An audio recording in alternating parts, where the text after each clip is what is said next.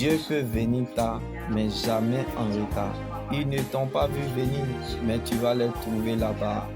Lorsqu'il est le maître du bateau, l'arrivée est certaine. Tu peux venir en retard, mais ton arrivée sera remarquée. Donc ton retard n'est pas un retard, mais un rendez-vous divin afin d'expérimenter quelque chose de spectaculaire. Dieu a juste mis ton retard en décalage pour la remettre à l'heure quand tu seras prêt. Donc c'est toi qui l'attends. Ce n'est pas parce que tu ne vois rien que les choses ne sont pas en train de se faire. Plus notre exaucement tarde, nous sommes contents de ce qui arrive. Ce n'est pas parce que tu ne vois rien que ça ne viendra pas. Ce n'est pas parce que tu n'as pas encore vu, bien-aimé, que tu ne croiras pas. Même si tu n'as rien, mais sois fier de ce que tu es. Car ce n'est pas parce que tu ne vois rien que tu n'as rien. La foi te donnera ce que tu as, mais dépend de ce que le ciel a décidé, ce que tu es. Donc quand tu veux voir ce que tu as, il faut savoir regarder ce que tu es, car l'éternité est ce que Dieu pense de nous. Donc Dieu te fera toujours apprécier ce que tu es, car ce n'est pas la gloire du moment qui compte pour Dieu, mais plutôt la finalité de son plan qu'il a déjà établi pour notre vie.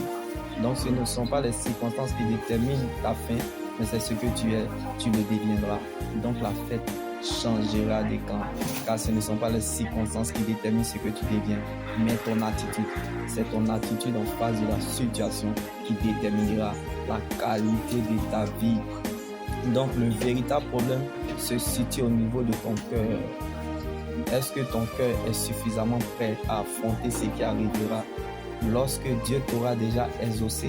Car ce que Dieu cherche et veut bâtir en toi a plus de valeur que ce qu'il veut te donner. Parfois, Dieu nous met à l'abri du danger en nous faisant passer par les périodes très difficiles parce qu'il veut nous protéger, cacher, préparer, comme Joseph en prison en Égypte. Ce que tu veux avoir te conduira en enfer. Dieu ne veut pas te perdre. C'est pour cela qu'il te préfère d'être dans cette situation afin de l'appartenir plus davantage.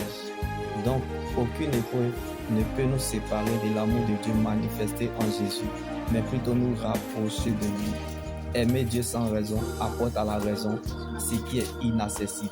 Comme Joseph était en prison, mais la promesse de Dieu n'était pas prisonnier. Joseph était en prison, mais la louange ne l'a pas oublié. Un mot ne loue pas Dieu. L'Éternel te veut vivant.